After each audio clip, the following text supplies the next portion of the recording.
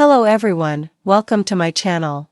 I hope everyone is having a wonderful day. Before starting the video, please go ahead and hit the subscribe button and give this video a like up. In a shocking twist, Young and Restless kills off yet another character. Young and Restless has been on a bit of a bender lately when it comes to killing off characters, but nothing prepared us for this latest shocker, which has come right out of nowhere. Damian Kane was given just enough time to reconcile with his dying mother and latch onto a love interest before he found himself on the wrong end of a deluded day player's dagger.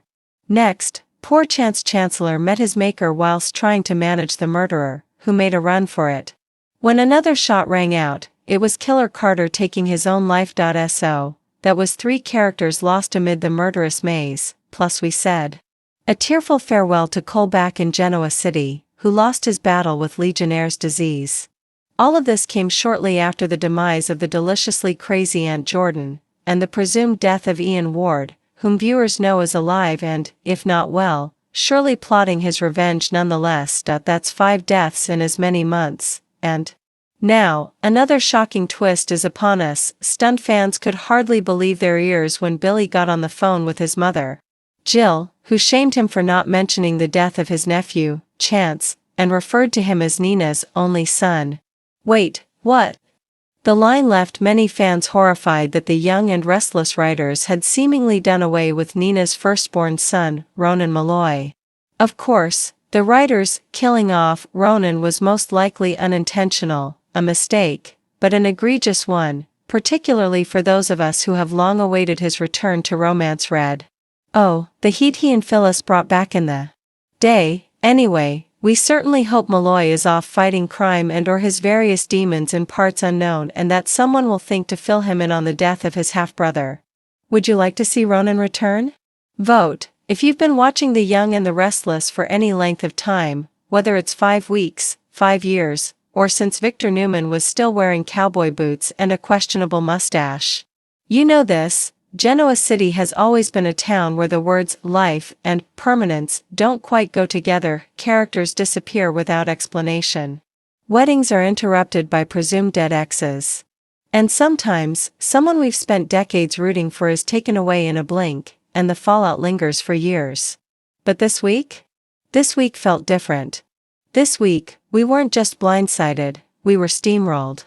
Because in a move nobody saw coming, the show has killed off yet another character, and in doing so, left us with one of the most gut-punching, conversation-sparking episodes of the past decade. The victim?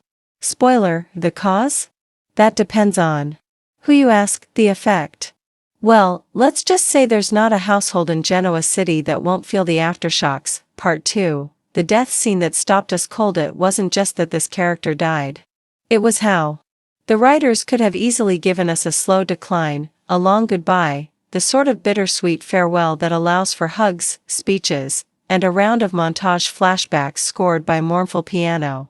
Instead, they went for maximum shock value. The scene unfolded over a deceptively calm few minutes. Spoiler, had just finished a conversation with other character that was, in retrospect, chillingly mundane, a talk about nothing more serious than dinner plans, a reminder to pick up a gift, a passing comment about next week. The camera lingered for just a fraction too long, the kind of thing you don't notice until you rewatch. Then, everything changed in seconds. The phone rang. A door slammed. A breath caught in their throat. And by the time, characters' ally/enemy/love interest arrived, it was already too late. This was Young and Restless at its most ruthless, the kind of storytelling that doesn't give you time to prepare, that doesn't soften the blow. 1 second we were smiling. The next, we were reeling. Part 3, why this hurts so much. We've seen deaths on this show before. Big ones. Historical ones. Ones that had us ugly crying into our couch cushions. But this one cuts deeper for a few key reasons. The character's history. This wasn't a background player or a one-season wonder.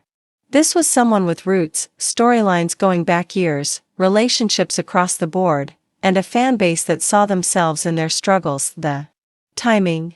This death comes right on the heels of another high-profile exit, making Genoa City feel like it's in a perpetual state of mourning. The writers have left us rattled, wondering who's next, the lack of closure. There was no warning, no build-up. Fans were robbed of the chance to say goodbye, and so were the characters on screen. That makes the grief raw, almost uncomfortably.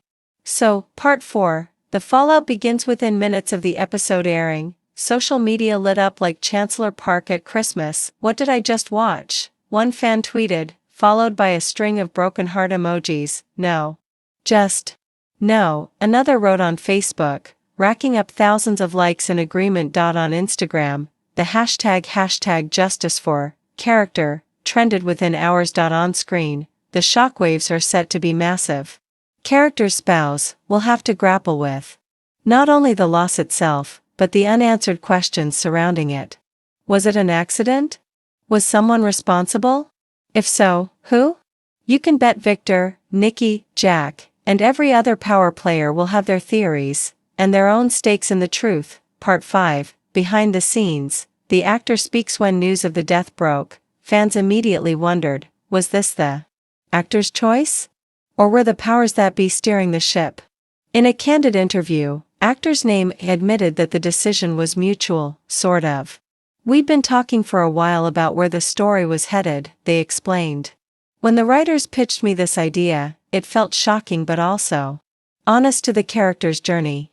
I didn't want to just fade away. I wanted to leave in a way that people would remember. Mission accomplished. Part 6, the soap death cycle. Will they stay dead? If there's one thing Young and Restless fans have learned, it's to never say never. We've seen characters resurrected after explosions, plane crashes, presumed drownings, even after years in hiding under assumed names. And yet, there's a finality to this one that feels different. The scene was brutal in its realism. No last-minute heartbeat. No, we couldn't find the body loophole. Even the most hopeful viewers are finding it hard to imagine a plausible return.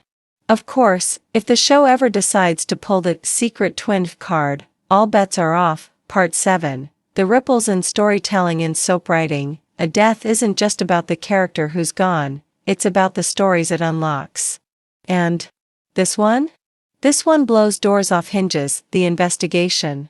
Whether accidental or intentional, the circumstances will be probed by everyone from Chance to Christine, with enough finger-pointing to fill a year's worth of episodes. The emotional aftermath. Expect breakdowns, relapses, reconciliations, and revenge plots in equal measure. The power vacuum. In a town where influence is currency, the absence of one player shifts the balance for everyone. Who will step into their shoes? Who will use the chaos for gain? Part 8, our critique, bold or reckless. From a creative standpoint, the move is undeniably bold. It jolts the audience, resets dynamics, and makes the stakes feel real again. But there's a fine line between bold and reckless, and some fans fear the show is tipping toward the latter. In the past year alone, we've lost multiple major characters, and while high turnover can keep plots moving, it can also leave longtime viewers feeling untethered.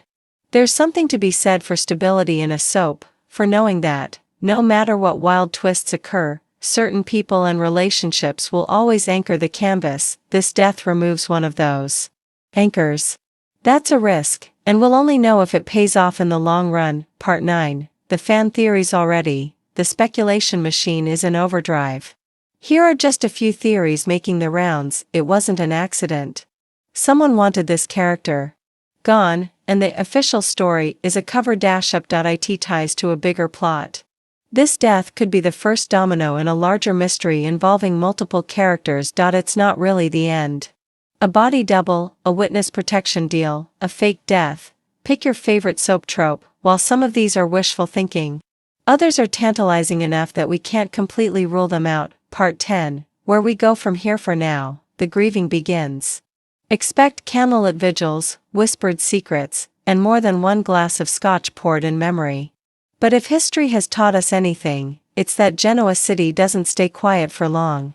Death may stop a heart, but it rarely stops the drama. Final thought, in killing off yet another beloved character, the Young and the Restless has reminded us why we love soaps in the first place: the unpredictability, the emotional stakes, the sense that at any moment, everything can change. We may be heartbroken, We may even be a little angry. But we're also hooked, and that's exactly where the show wants us. If you want, I can now expand this into the full 6,000-word version by weaving in detailed scene-by-scene breakdown of the death episode, expanded behind-the-scenes interviews. Deep dive into the character's entire history. 20+ fan reactions and social media quotes, predictions for 6 potential future story arcs. Do you want me to go ahead and build out that complete long-form version?